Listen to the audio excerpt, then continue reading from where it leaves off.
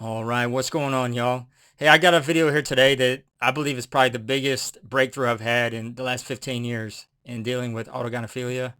Years before that, but there was a turning point as I came to know Jesus, and in 2010, he revealed to me truth that really helped set me free. But for the last 15 years, I've still been struggling. But I've come across some things here lately that I think is going to be helpful to many men in my situation. I'm kind of curious how many folks it's going to affect.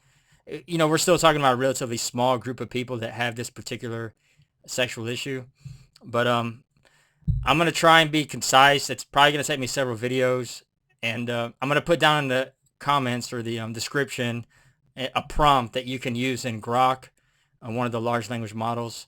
That's the tool I've been using to help kind of ferret this out, understand what I'm going to talk about today. But I'm going to give you a prompt, and I encourage you to go on there and check, kind of poke at it, see if it's applicable to you, see if you understand what I'm talking about, if it resonates with your experience. I will also say that a tool like GROK is potentially not good for men that struggle with AGP like us. It is potentially a tool that could further throw gasoline on the fire. So I certainly don't want you to go on there and get yourself in trouble. But it is a tool, like a power tool that can be used to build or tear down. It can be used for good or evil. But in this particular case, it has helped me really expedite my understanding of something I haven't been able to put my finger on. So yeah, check it out if you'd like after you hear me out for a minute here. But what I'm talking about here is what I'll call pelvic vectors. I mean, it seems kind of, I don't know, off the wall a little bit, but we've been dealing with a sexual issue that really concentrates a lot of the energy there in the pelvic region. And for a man like me that struggles with, what do they call it, problems with the body, anatomic, autogynephilia, where I've had desires to assume a feminine body, primary sexual characteristics of a woman.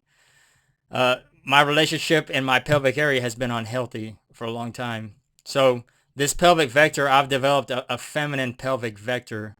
I remember from my math that vectors have magnitude and direction. So you could think of it as an internal focused direction. And I'm gonna explain the muscles. It's going to take several videos. If you're interested, check it out. See if it makes sense to you. But basically, in the pelvic floor, there's an anterior, front, posterior, rear muscle groups, and these need to be balanced. There's a lot of folks that have pelvic floor issues. There's pelvic floor therapists, but I found out that yeah, my pelvic floor has been out of whack. It has been contributing to the cycle, this AGP, just uh, binging on sexual desire to assume, fantasize about having a vagina, has over the years caused my body to actually conform to an unhealthy pattern. So I'll put some stuff in the description here, but basically I got some things written down here. The anterior sling. This is where us men are primarily focused. Our vector from in our pelvic region should be outward, and it should be focused on the front. That's where our strength, that's basically where the balance ought to favor that direction. Whereas in a man like me, I've been probably 90-10 in the back. And so my front muscles have become, dysfunctional. They've atrophied. They're not, my nervous system, the wiring is not, it don't really work like it should. In the front, the main one you got is, and this is, I don't say this every day, but bulbospongiosus. I call that the BS for short. This is the clamping from the pubic bone down to the perineal body, in between the scrotum and the anus. This tendon is the primary masculine tendon that controls things down there.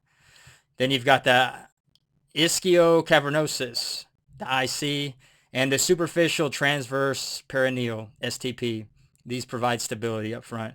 And again, I could talk about this a little bit more, but just so you know, there's these muscles. These are the main three up front. Then in the back, you got the puborectalis. Okay, so that's just the main one. That's the one that's been overactive in my case, and it's become too short, and it's pulled everything back. So it would probably be helpful for me to have like a diagram here to show you. But basically, the rear posterior PR, the puborectalis, has pulled the BS back. And then we have here the perineal body is that knot. There should be a muscle, an anchor point between, like basically between the scrotum and the anus. Right there is where basically as that moves backwards, that's not good for men. It needs to be out front. And that muscle, the BS muscle that is the primary one up front, needs to be a hard, sort of strong ridge. In my case, over the years, as that PR muscle in the back pulled things back, my front anterior muscles all became pulled back and smooth, and like they just weren't active.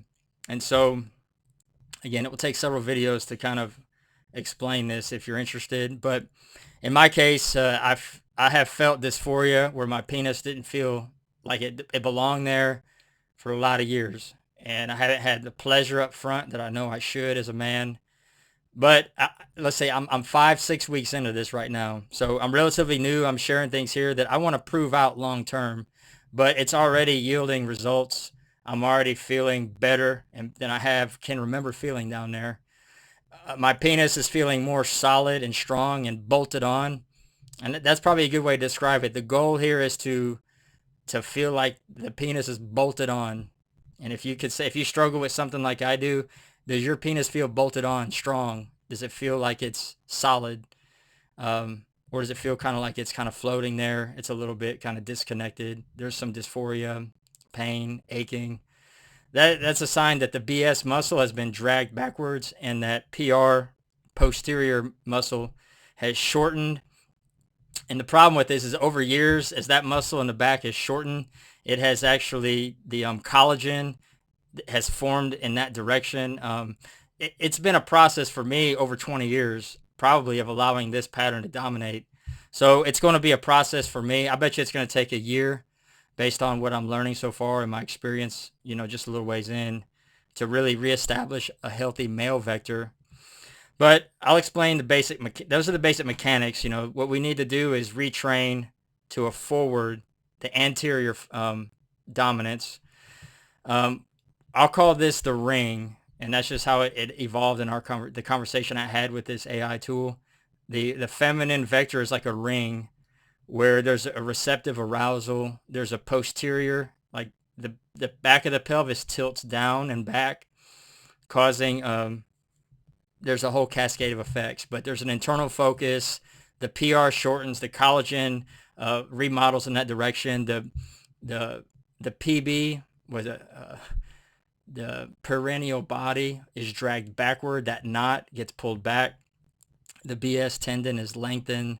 All the stability is just kind of sapped from our male member. And so in order to bring the ridge, the front back into the forefront, it's really a process of relaxing that PR tendon, that muscle in the back. And that's I have learned a lot of different techniques, things I might share that are real practical. I'm giving you kind of a high view, just the theory, I guess, kind of the mechanics, but there's some very practical things that we can do to retrain the nervous system to associate pleasure in the front, to lengthen the muscle that should be longer, to shorten the ones that should be shorter, to help migrate things back in the right direction. It takes time to reverse all these years of allowing the muscles and supportive tissues and the nervous system and all the pairing with dopamine. And I'm going to tell you, it's like a drug trying to kind of come back out of that, because as I do make progress and I'm starting to feel more solid up front, it's like there's this draw coming back to the ring. It's like a drug. So my pattern lately has been about every 5-6 weeks, I relapse back into that. It's like I get exhausted of fighting against it. So, but it's not easy now, but I have tools, and I'm not just fighting blind. Like I'm being intentional about directing things back in a healthy position. And so I'm finding that I'm not tired. I'm like 5-6 weeks without having even a thought that I entertained, or that fantasy, which right now is about where I usually break. But right now I feel like, I feel solid. I feel like I can just keep running. I feel a lot better down there. So that's why I had to say I'm gonna put a video out. There are a lot of different, like I said, techniques and things. It's not complicated. Um, I'll get there, I guess, but I'm curious. I'll give you that prompt in the comments, right with the description. You might message me, email me if you got questions. If you can relate to your penis does not feel bolted on, it don't feel solid, you don't have the response there, the strength, you don't erections, they happen, but you don't have like the pleasure and just I mean, I guess we don't know what we don't know as men. If we struggle with this, we don't really know what a healthy man feels like. But if you like this, don't feel like probably like most men feel, you might have a similar dynamic going on as I did and have and still do. Like I still am just barely coming out of the woods here. But I see a pathway forward, and it's really encouraging to me because all the things I've talked about on this channel so far, really establishing truth, spiritual, foundational things that have helped set me free. 15 years ago, Christ shared with me Romans 6 and the power that we have over sin, that sin has no power over us. It has really allowed me to hold a strong position against this. But now I can see that, there was a lie that I believed a long time ago, I think, where I basically rejected my penis and I allowed these dynamics to start to mature. And so here I am all these years later. Reversing it is possible. But again, it took decades for us to get there, some of us. So again, the pelvic vector, I'm finding that this has been huge. Like I'm not a pelvic floor therapist. I don't specialize in biology or physiology, but I'm developing better insight into how my body feels. I guess I think I have it in generally, since I've been so internally focused, I have a pretty good awareness of these internal little nuances of motion and movement. But it would really be cool if I could hear like, hey, this resonates with somebody else. Like, and it's kind of like a revelation that there is a way to train the body to organize in a healthier direction. And then that actually will disrupt the cycle. In my case, this desire to be female has largely revolved around wanting to have female sex characteristics. I like women and I like their bodies. And so foolishly, I entertained that fantasy for years to like assume a feminine body. I guess there's all sorts of ways it can branch out. Folks could like, men could enjoy the clothing or the cosmetics or the social aspects of it. But I believe this is probably something that is relevant for a lot of men that maybe have a bunch of different ways that autogynephilia manifest. But I believe this probably plays a part since it's sexual universally. And I believe that probably most of our sexuality has been warped by these fantasies, and it has had a real effect on the body. And then I don't believe this was the origin of my dysfunction, but over the years, it spiraled into this dysfunctional pattern, and then it almost sets you up to like almost be trapped by it. So now this is the primary driver in my experience, and so I'm breaking that cycle, and I'm moving forward, I believe, in the right direction here. So I'll keep you posted. Interested if anybody else can relate to this, and appreciate your tuning in. God bless. Bye-bye.